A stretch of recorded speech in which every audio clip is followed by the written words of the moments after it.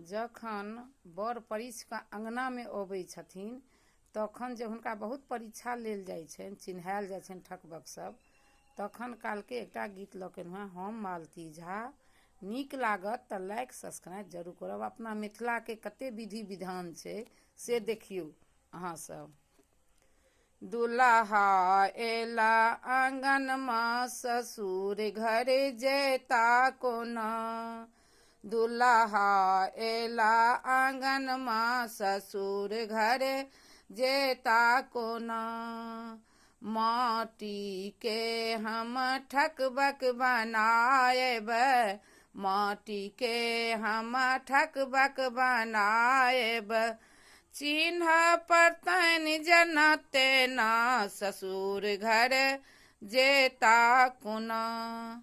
दुल्हा एला आँगनमा ससुर घर जैता कोना।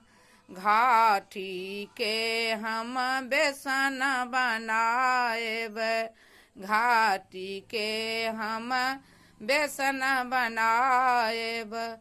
चिन्ह पड़तनि जेना तेना ससुर घर जैता कोना।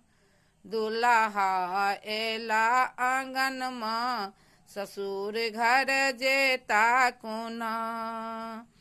केरा पात के भालरी बनाएब, केरा पात के भालरी बनाएब। चिन्ह पड़तनि जेना तेना ससुर घर जैता कोना। दुल्हा एला आँगनमा ससुर घर जैता कोना।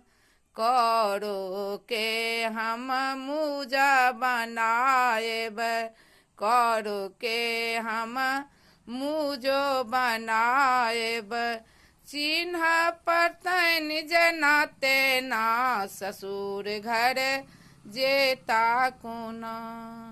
दुल्हा एला आँगनमा ससुर घर जैता कोना।